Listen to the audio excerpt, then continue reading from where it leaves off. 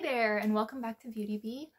I'm Iris, and today we are talking about 10 drugstore makeup brands that I'm a little bit surprised that I've never tried before. And I did one of these videos maybe a month or so back that was about more mid-range brands that I hadn't tried, but I was thinking, and I think the drugstore version is actually a bit more interesting.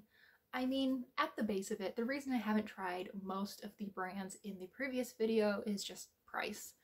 If I can choose to buy a $19 lipstick or, $4.75 lipsticks, I am usually someone who is going to go with the 4. Now that's been changing a little bit in just the past year or so, but old habits die hard. With drugstore makeup, it's a little bit of a different beast. It's not necessarily just the price, though with some of these brands that's definitely a contributing factor.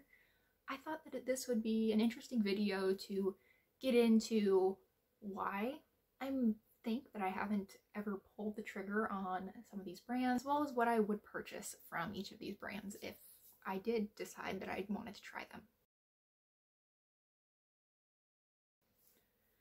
Let's just go in alphabetical order because I couldn't find a better way to organize this.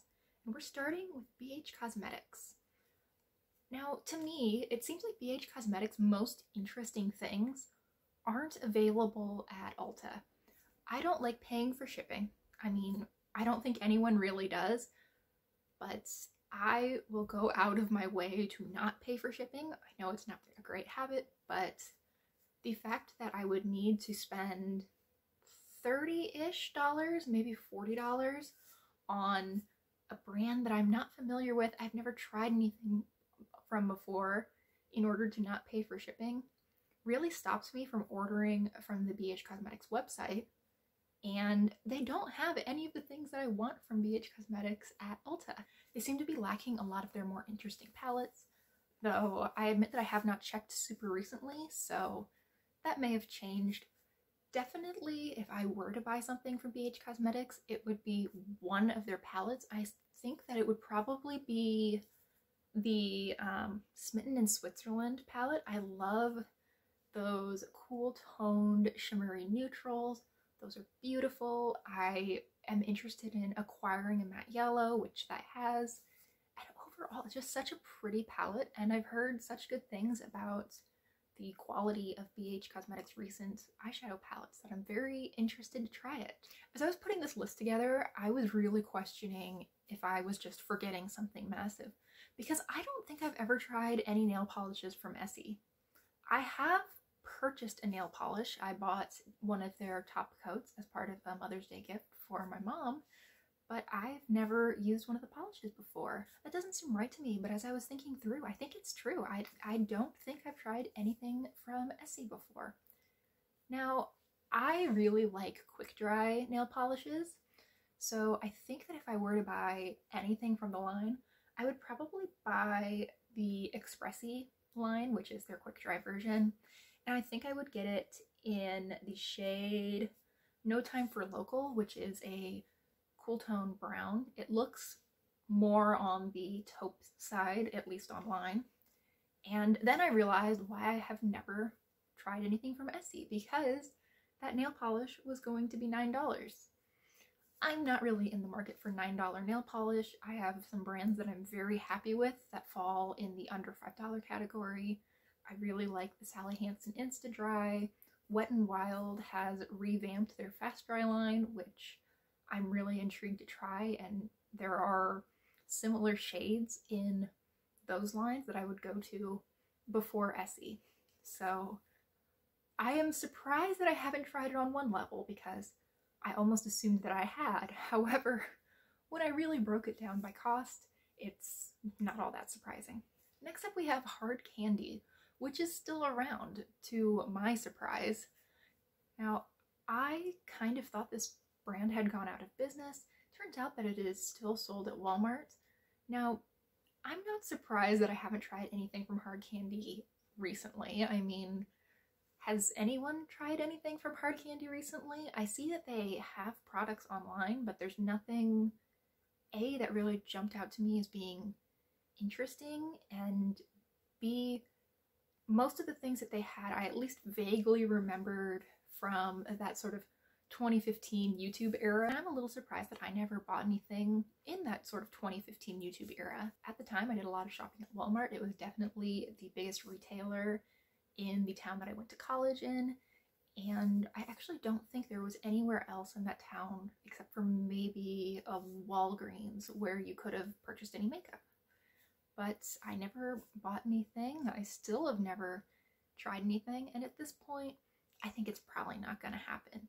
This was one of those brands where I felt like I really had to search for something that I would even be vaguely interested in, which is another great sign that purchasing something isn't going to happen anytime soon. And what I found was the top 10 eyeshadow in Twisted Gems. Now the colors in this palette are beautiful, and I suppose I don't know for a fact that Hard Candy's eyeshadow quality is still bad, but I've never heard anything particularly good about their eyeshadow quality, so I'm fine with passing this. The fourth brand on my list is LA Girl. Now they have quite a few products that I have at times added to my cart. I've considered purchasing their blushes. I've considered purchasing those weird giant eyeshadow quads that they have. However, I think the item that I would be most likely to purchase is their concealer, which is the Pro Conceal HD Concealer. This seems to be very high coverage. I've heard people say good things about it on YouTube before, and actually I'm kind of surprised that I haven't picked this up already. For number 5, we have Makeup Geek. I was really excited when I heard that Makeup Geek was coming into Target. I was a voracious consumer of 2015-2016 YouTube, and I remember so many people having those giant palettes full of Makeup Geek shadows and singing the praises about how similar they were to MAC shadows, but at a much lower price point. However, when I actually looked at what they were offering, I was really unimpressed. There's really not too much on the Makeup Geek site today that I would be interested in purchasing. I think that if I, were given a gift card or something, I would probably buy one of their 4-pan eyeshadow palettes. I think in particular, I would probably get the So Grapeful one. It's sort of a wearable purple. I really like that more blue toned take on light purple rather than the more pink toned version. It's a pretty quad. I would get some use out of it. It's just nothing super exciting. And that's how I felt looking at all of their color selections. I was like, this is pretty, this is wearable, but I have this, or this isn't something that's interesting to me. To start off the second half of the list, we have Makeup Revolution. Now, when I say Makeup Revolution, I mean the entire makeup hydra that is Revolution Beauty, because I am almost certain that as soon as I tried one brand, I would just find 3 more offshoot brands that I'd never tried anything from before. I've kind of lost count of just how many labels they have under Makeup Revolution. At first, I was a little bit turned off by this brand because I just saw it as a dupe brand, and I think they have grown a little bit past that. They do have some products of their own. Yes, they still do the dupe palettes, but the products that I'm most interested in, well, is actually the Renaissance Flick Eyeliner. I've heard really good things about that from both Katarina's Vanity, who I will link, and from Emily Noel. I think they both really like this product, and it's a good price. It's an $8 liner, which is really about the same as you would pay for, say, the NYX one. You can now get Revolution at Target, though I do not think this particular product is there. And I think that it is likely something that I will try in the not so distant future. Number 7 is Milani. Milani has some really beautiful products, and there are actually several things that I would really like to have from the brand. I'm really intrigued by their Fruit Fetish lip balms, but I feel like the real classic from the brand are the blushes. They have both the baked blushes, like Luminoso, and they have the rose blushes. And I really want one of the rose blushes. Specifically, the shade I want is Romantic Rose. It's a very mauve-toned pink. It's almost verging on being purple. It's such a pretty shade. It is a kind of color that I have in an eyeshadow that I often use as blush. I find it very flattering to be super easy to wear and to look just very fresh and pretty on the cheeks. I've been trying to block out the siren song of this particular product for quite a while. Next up we have Morphe. I think that if you asked me to do this video 4 years ago, I probably would have told you that the thing I would get is a 35-0. Now I don't really want anything from Morphe. I just think my view of the brand has soured a little bit. I was somewhat interested in their brushes until I looked up the prices, and then I realized that I could get e.l.f. brushes for so much less money. I realized that Morphe is not that super inexpensive brush brand that I feel like I'd been told by 2014 to 2017 YouTube it was.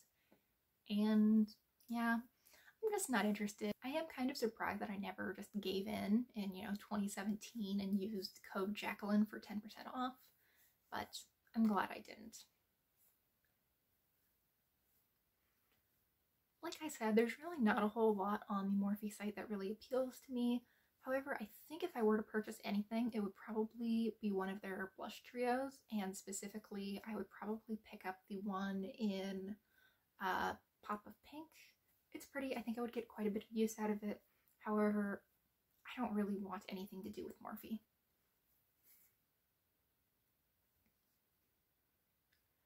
This one may be cheating a little bit because I do own a body spray from Pacifica, but I've never tried any of their makeup or any of their skincare.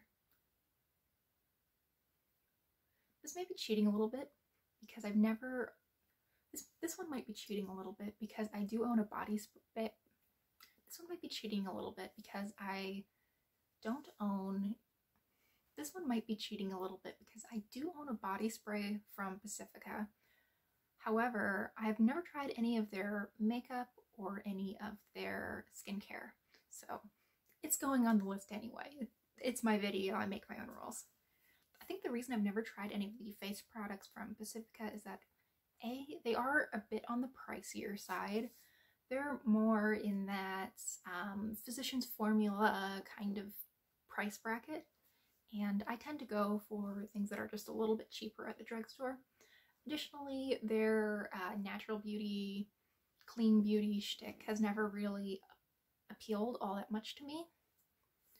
However, there are some products that I've kind of flirted with the idea of purchasing, and I think the one that would be most likely to make its way into my life is the, I've got to read this off the page, the Set and Protect SPF 45 Matte Sheer Setting Mist. Maybe I haven't bought anything because I can't get through the names. They're just so ridiculously long. Anyway, this is a mist version of sunscreen. I kind of wanted this because I thought that it would be really easy to reapply sunscreen throughout the day. That's not something I'm good about doing, and a mister seems like a convenient way to do it. However, I've read some reviews and it sounds like this isn't as easy to use or as flawless as I'm imagining it being. However, I think I'd still be willing to give it a try and just see how it worked out for me. And since we're on the topic of these skincare / makeup brands, we're gonna end this list with Pixi. I love the green packaging. I love that it's available at Target. However, it's the price with Pixi. It's just always seemed a little bit expensive, especially for the makeup. I think the makeup is too expensive for what it is. The skincare is probably what I'm more interested in and what I'd be a lot more likely to try. If I were to try anything from the brand, I think it would probably be the Glow Tonic. That seems like an absolute classic. The reason I've never picked it up is that I've never been very good about using, toners or tonics on my skin before, even when I have owned them.